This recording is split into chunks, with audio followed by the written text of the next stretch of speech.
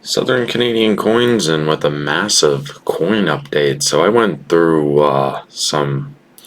that collection dump the other week and I found a whole bunch of silver dimes. There were 16 in total from 20 rolls. There's some Mac rolls, some Georgies, stuff like that. And I finally completed my Queen Elizabeth series because I finally found my first 58. So I found every single silver dime from basically 1937 to basically now, excluding the 48 and the 47 plain. And today I did go through a little bit of dimes from a different bank, which is pretty cool, and I found this.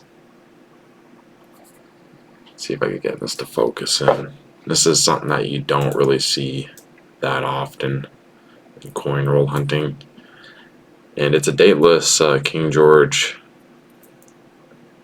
V. The one thing that I was looking at, you could kind of see that the last digit's a 6, so it could either be a 16 or a 36.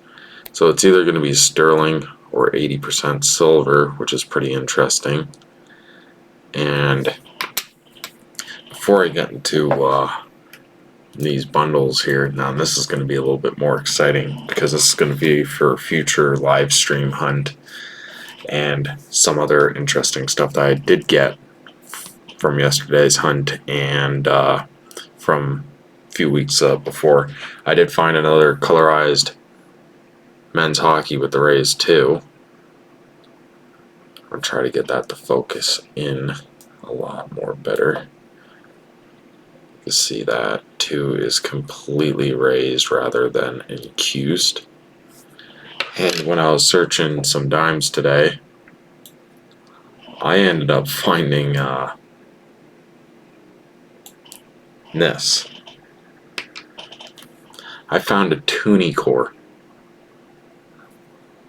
inside a roll of dimes, which is kind of funny. I don't know why somebody would put a tuning core in a roll of dimes, but this is what a tuning core would look like. So either must have fell out or something happened.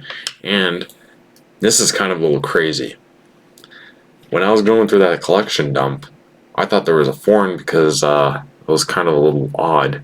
But there was a 43 steel cent inside the roll. And I was like, what the? That is completely crazy. So, and I also happened to found silver quarter and 20 francs yesterday in the same roll when I was hunting quarters. So it's pretty interesting to see more or less what you can find out there. So I ended up buying a couple silver dollars throughout the week. I ended up buying this ICCS MS62 silver dollar, 1951. No variation or anything. But my favorite year is kind of like 55 or anything with the number 5 in it, because I kind of have like one of those things for like consecutive numbers. But I ended up getting a 1955 silver dollar, and it's graded MS64, and it's just beautiful. Like, I paid $125 for it, and it's just no words of doubt that it's not a 64. Like, I've handled many coins in the past. I've seen people grade many coins. I basically research every single day on this stuff. So, but here's the kicker. When I was looking at this coin, there's 3 different variations for this. There's the R-Period, then there's R-Period die break, and then there is the new funly founded, which is called the Fumichu. And this one right here is actually a Fumichu. And in a second, I'm actually going to show you what it looks like underneath the microscope. So, and this is the Fumichu that I'm talking about. You can see that there's a die clash at the back of the Voyager in front of his face. and that's caused from the bottom or upper lip of Queen Elizabeth's face on the opposite side. And the crazy part about this is one just recently sold on eBay for a little over $600 a while ago in April, and another one last year, I think in September, in a numismatic auction for $750. So this is a pretty hard variation to come by, and to find this in an old ICCS holder is pretty crazy. So I have one more thing before I go. So it's pretty crazy what you can find out there. Paying $125, and this coin is worth anywhere now from $600 to $750, which is pretty crazy and awesome to say the least. So not a bad price, and I just got this off Fluke, and yeah, very pleased and very happy. But now this is where things are gonna get very interesting. Move this up a little bit. I ended up getting 5 bundles of dimes today. Okay? I'm finally going to say this, but we have a massive